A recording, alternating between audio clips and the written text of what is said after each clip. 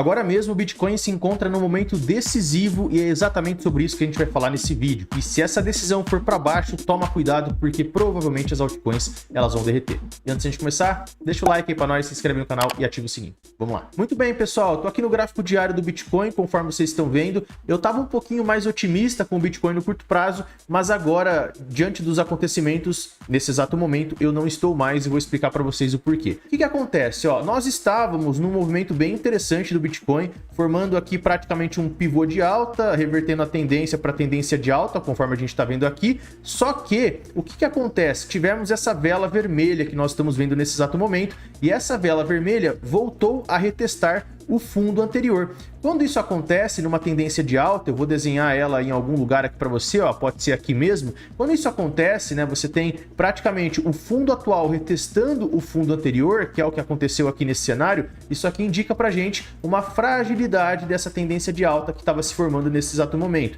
Um ponto positivo aqui, talvez, né, para os mais altistas, digamos assim, é que a EMA, as duas médias do tempo gráfico diário, ó, a EMA 10 e de 20 períodos aqui no caso, que são essas linhas azuis e branca que a gente está vendo aqui, elas ainda estão segurando, mas mesmo assim eu já fico bem cabreiro quando eu vejo, né, um reteste ali do fundo anterior. Então o fundo atual aqui retestando o fundo anterior. E além disso, galera, essa vela vermelha aqui, ela me despertou a formação de um possível outro padrão que para mim, na verdade, já está quase validado, ok? Que é uma cunha de alta. Então vejam, ó, aqui a gente tem praticamente uma linha de tendência passando, forma o suporte da nossa cunha de alta e finalmente aqui você tem a linha de tendência que seria a resistência móvel da nossa cunha. Para formar o padrão seria algo mais ou menos nesse sentido aqui, ó. Por que não é interessante a gente ter a formação desse tipo de padrão aqui agora? Porque esse padrãozinho costuma romper para que direção? Costuma romper para baixo, com cerca de 70% aí de probabilidade.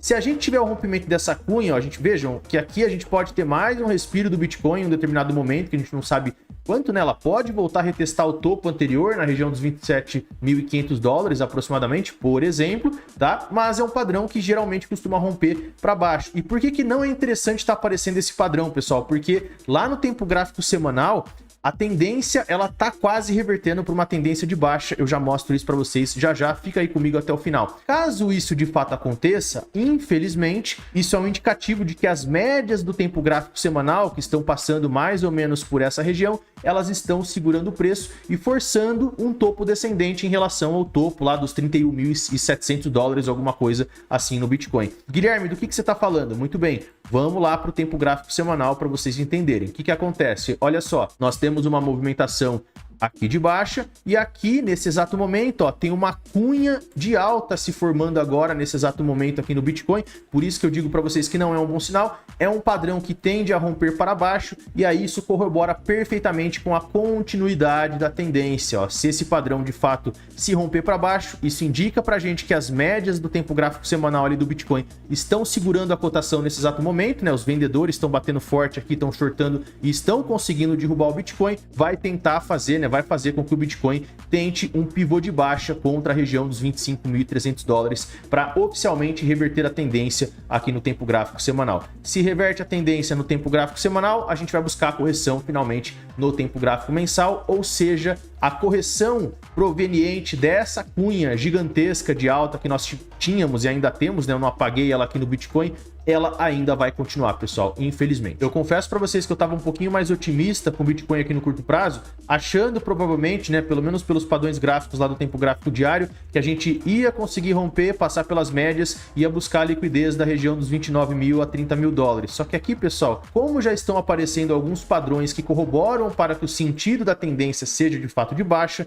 aí eu acho que agora fica um pouquinho mais difícil, digamos assim, do que eu que achava que ia acontecer um tempo atrás, acontecer agora. Por quê? Porque a gente tem aqui vários cenários, ó, já tem uma cunha de alta aparecendo no tempo gráfico diário, tem a região das médias com um possível indicativo de que essas médias aqui elas vão conseguir segurar a cotação do Bitcoin agora no curto prazo, e também finalmente tem o ombro, cabeça ombro, né, que seria aqui possivelmente a formação do ombro do lado direito. Já tem aqui inclusive a formação do ombro do lado direito, a gente pode interpretar dessa forma, porque isso aqui é um topo, tem uma estrutura possivelmente mais para frente com a tentativa da formação de um pivô de baixa que a gente está vendo aqui, e finalmente tem a cunha do tempo gráfico semanal, que é essa cunha gigantesca que nós estamos vendo aqui, e é uma cunha grande, né? Ela é um padrãozinho que costuma romper para baixo, e isso aqui pode ser o início de uma correção um pouquinho maior, tá? Conforme eu já expliquei para vocês. E aí, pra gente fechar esse vídeo bem curtinho, pessoal, a última coisa que eu gostaria de falar, né? Que é o seguinte, cara.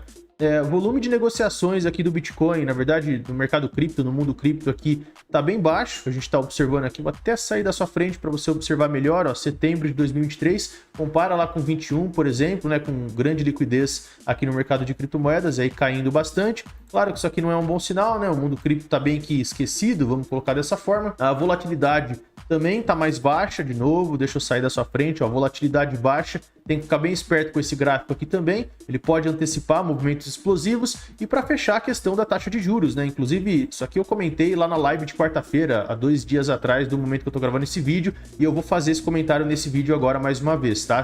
Lá na live eu explico com mais clareza, eu vou deixar ela no comentário fixado ou na descrição do vídeo para você conferir aí também, certo? Que é com relação às divulgações aqui, a divulgação das projeções oficiais lá do Fed, o Federal Reserve, que é o Banco Central norte-americano. Então vejam, ó, a variação do GDP, que é o PIB, a taxa de crescimento do PIB, ela veio mais interessante comparado com a projeção anterior, a projeção de junho desse ano. Taxa de desemprego também, uma taxa de desemprego um pouco mais alta, porém menor do que a projeção anterior. É lógico que esses dados são falhos, né? São projeções, enfim, mas é interessante os caras terem essa visão. O PCE, que é a taxa de inflação, eu olho mais para o Core. O Core, ele veio com uma projeção um pouquinho melhor, ó, tava em 3.9 e depois veio para 3.7. E o que realmente vai abalar o mercado, que certamente abalou, né? Que é essa questão aqui da taxa de juros, pessoal. Então, ó, eles mantiveram no fim do ano 5,6% como mediana, só que para o ano que vem, que é o ano de 2024, eles estão aqui com a expectativa de terminar o ano que vem com a mediana de 5,1%. Era 4,6%, aumentou para 5,1%.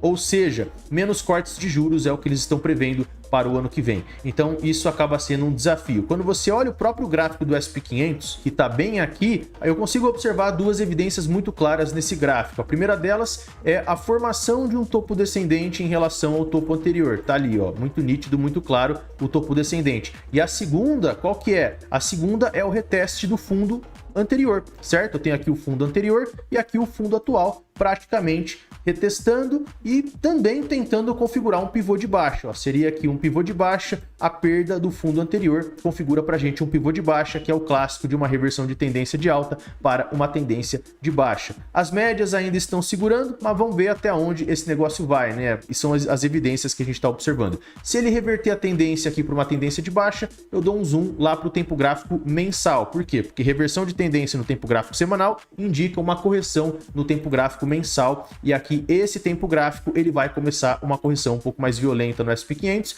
e essa correção ela vai buscar um fundo ascendente, né? Um fundo superior em algum lugar que a gente não sabe contra o fundo anterior, é o fundo dos 3.491 dólares aí aproximadamente. Guilherme, por que você está falando do S&P 500? Cara, porque assim, mesmo que a correlação do S&P 500 com o Bitcoin não tenha grandes correlações agora, né? Mesmo assim, não é interessante a gente ver o S&P 500 corrigindo, tá? No momento que eu tô gravando esse vídeo, se você pegar a correlação dos últimos 30 dias, dá uma olhadinha aqui, ó, é praticamente uma descorrelação. Correlação aqui de 0,04 do Bitcoin com o S&P 500. Tem aqui com o ouro também, ó, correlação negativa com o ouro, e com a Nasdaq também praticamente negativa. Vamos pegar o S&P 500 como referência, correlação praticamente zero. Isso indica pra gente uma descorrelação. Mas mesmo assim é interessante, né, olhar o S&P 500, porque Bitcoin é ativo de risco, mercado de criptomoedas é mercado de risco, ações também é mercado de risco, então tá mais ou menos na mesma linha, é sempre bom dar uma acompanhada.